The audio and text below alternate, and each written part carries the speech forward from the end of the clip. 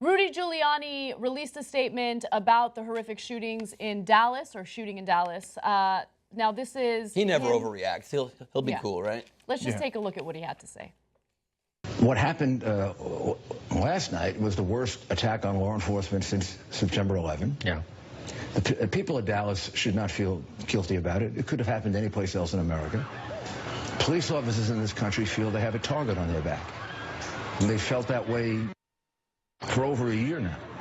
And I think the reason that there's a target on police officers' backs is because of groups like Black Lives Matter that make it seem like all police are against blacks. They're not. They're the ones saving black lives. Black Lives Matter is not saving any black lives. It's the police officers that are doing it. So two quick things. One is he says, the people of Dallas, you shouldn't feel guilty about what happened. Who's blaming the people of Dallas? What kind of a mental thing is that to say? They're the victims. But like immediately, like his gut reaction is blame the victims, right? Okay, so nobody's doing that. So I don't know what the hell you're talking about. And then, of course, to the core of the argument, he says they're blaming all the cops, and in fact, the cops are the ones that save black lives. If black people in this country all thought, wow, man, cops are saving our lives all the time, they're just so wonderful to us, what they just irrationally decided to do protests all across the country, like Rudy Giuliani speaks for black people, or he knows what black people are thinking better than black people do. Yeah. No, they're doing protests because that is not their perception. Their perception is a lot of innocent blacks are getting shot, and by the way, they have the data to back it up. So as we've shared with you before, you know, unarmed black man is 5 times more likely to get shot than an unarmed white guy by cops. But if you ignore stats like that, then marching seems like it has no reason. Exactly. So when we point it out, they're like, shush, don't point out the facts. The facts are super inconvenient. If you skip level 1, go right to level 2, then it makes no sense why someone's doing something. Right. So the reality is, yes, the African-American community has a very legitimate reason to be concerned. If you're black and you're going to send your son out to anywhere in this country and you're worried, and that's why African Americans have conversations with their sons at some point. They sit them down with their kids and they talk and they say, hey, look, if you run into a cop, here's what you got to do.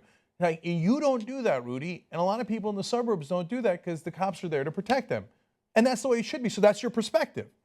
But other people's perspective, rightfully so, because their experience is completely different than your perspective, is that, hey, the cops are the danger. So now you say, since that's not my experience, I'm going to invalidate your experience completely. I'm going to shut you down, and if anybody speaks on your behalf, I'm going to try to shut them down.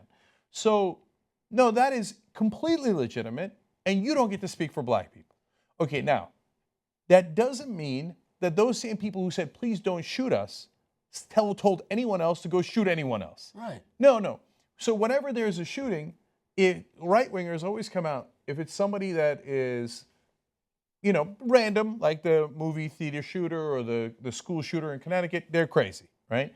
If it's someone that's right-wing, like the abortion, Planned Parenthood shooter, crazy. If it's the person who shot up the black church in South Carolina, crazy, right? But if a crazy guy shoots up cops in Dallas, it's all black people. Black people shouldn't march. Black Lives Matter. Shouldn't protest. And all the blacks in the country are crazy because we're here to help them and they won't see it our way. It's just such a logic jump. Every time he says cops feel like they have a target on their backs because of protests, so he's presupposing that the concept that you should never be able to protest injustice because it'll make cops feel scared. That's ridiculous. Nobody, and they always will then say, and liberals are okay with and are complicit in violence against cops. But no one's ever said that. Everybody, left and right, condemns violence against cops. We're just saying you should be allowed to protest it. As soon as anybody's the least bit violent, we would all say that is horrible. But you should still be allowed to protest. He can't erase the whole right to protest because of a crazy person shooting someone. So there are more reactions. I want to go through these because there are many people who have made reactions that I want to get to. So Texas Lieutenant Governor Dan Patrick was another individual who made some comments about the shooting. Let's take a look at that. These were officers last night. Many of them never had a chance, never knew what hit them, shot in the back. And I do blame people on social media with their hatred towards police. I do blame, I saw Jesse Jackson, I think it was on Fox the other night, calling police racist without any facts. I do blame former Black Lives Matter protests. Last night was peaceful, but others have not been, and we've heard the pigs in the blanket. This has to stop, Harris. So we don't say go to war against them like Joe Walsh does. We don't say, hey, what we say, don't blame white people. We say don't blame all cops. We say we got to fix the justice system. We got to fix the police training. We emphasize that all the time. The minute they have an opportunity, they're jumping. Blame the Black Lives Matter. Blame Jesse Jackson. Blame all the protesters. Blame black people. So who's inciting here? Yeah, and by the way, it gets worse. I mean, let's go to the graphics now. So this is from Tomi Lahren, which we've done some coverage of. She had tweeted and then later deleted the following: meet the new KKK. They call themselves Black Lives Matter, but make no mistake, their goals are far from equality. Hashtag Dallas, hashtag Blue Lives Matter. So, Ben, you had an exchange with her back and forth a little bit.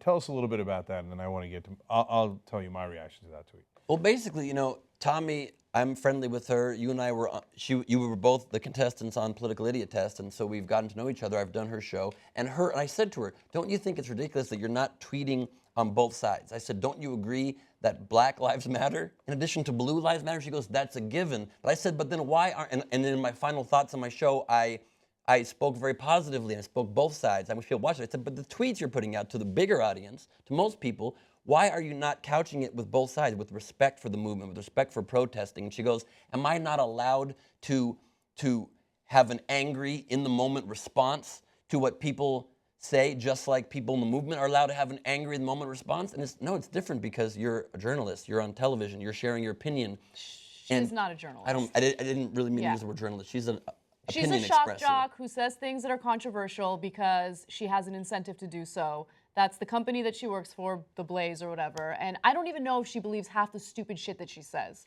But Okay. I want to be clear about that anyway. Okay, so look, here's my take on it.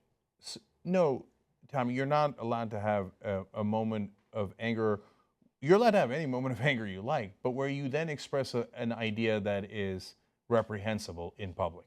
So I have a lot of moments of anger on the show. You know that, right? And then I say, okay, now let's focus on the real issues here. Real issues are police training. The local prosecutors shouldn't prosecute these guys because they're friends with them. The FBI should. So those are constructive solutions.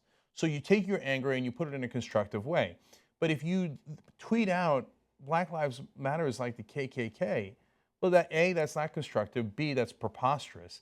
And C, it leads people to believe, as Anna does, that maybe you're jumping into a situation here to grab a lot of attention by putting out something so outrageous that people are forced to focus on it. It's Trumpian. That's what Trump does. It's just simplifying a very complex issue into before any facts are out, and instead of simplifying erring to the side of, well, we don't know, so realize we're all the same. We're all trying to achieve the same things: peace, happiness, safety. It's polarizing further, and that's where I strongly disagree with what Tomi tweets out. Even though I think she is more thoughtful in her life, and I think on her show she probably is more thoughtful, but it's a degree of incitement with those tweets and to whatever end. Let me give you another example, okay? So let's go to graphic 20.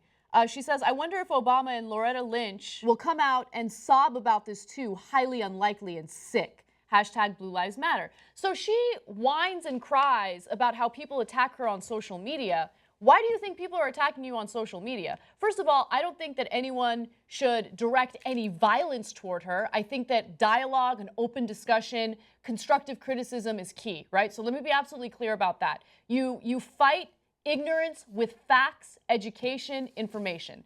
But with that said, you cannot complain about how people are hurling insults at you when you're constantly hurling terrible insults at them, when you're painting this bleak, in my opinion, completely inaccurate, defamatory picture of a movement of people who are fighting back against the system that are claiming the lives of their family members, okay? So that's what's really happening here. And if you don't like it, maybe you should take a step back.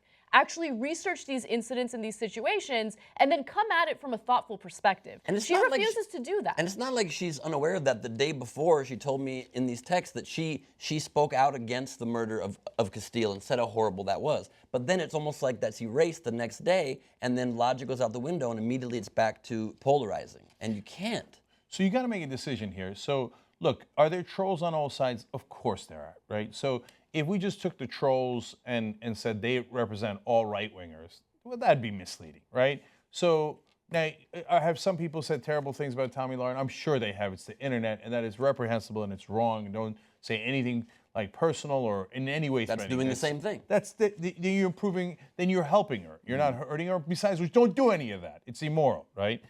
But they constantly refer obliquely to leaders of the Black Lives Matter movement and then never give a name because they don't have one.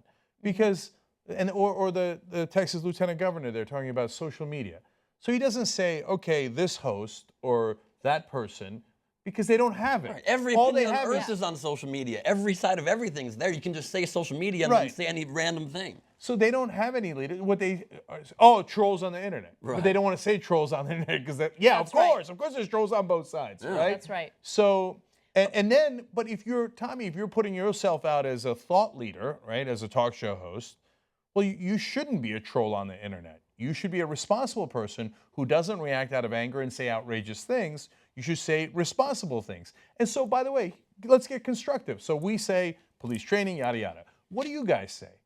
Yeah. I'm What's trying your to, solution? No, but honestly, I'm trying to understand what the solution is. Is it that Black Lives Matter shouldn't protest anymore? Is that your solution? Because that's an unbelievable solution. It's an unconstitutional solution, by the way. That's right. And I asked her that, and she said, well, of course there can be a peaceful protest movement, and it started clean and it got ugly. Well, how do you stop? Any movement's going to have random outliers that act not in the peaceful way that a movement should. So you're right. What is the solution that side is proposing to do? So, like, are you saying that they should not criticize police at all? But even you criticize police. So are you part of Black Lives Matter? I mean, none of this makes any sense. You don't have a constructive solution, so you go, they're like the KKK. You should hate them. Well, that's not responsible, and that's not constructive. And yes, that's why we criticize you. And it's not just, hosts on the Blaze, which we shouldn't over-focus on. But that lieutenant governor he's in that state. That's his state. He's the lieutenant governor. That's a very powerful position. He said last night about the peaceful protesters, he called them hypocrites for, quote, expecting the men and women in blue to turn around and protect them. Who is them? Who's them? I don't mean that in a racial way. I mean that the guy on the roof is shooting at all of them. He's shooting at the cops specifically, but he could easily hit the protesters. And he did. And he did, and that's why the cops were so brave in protecting the protesters. Right. But it's the guys being shot at versus the guy doing the shooting, not the protesters versus the cops. Like the protesters have some blame for it. The protesters were just there innocently expressing their rights. And it presupposes the idea says that, they are hypocrites. So you're saying you're not allowed to expect to still have police protecting you if you ever want to to stand up for your rights as a human? So how does that make any sense? To conflate the sniper on the roof with the protesters that were also in the line of fire.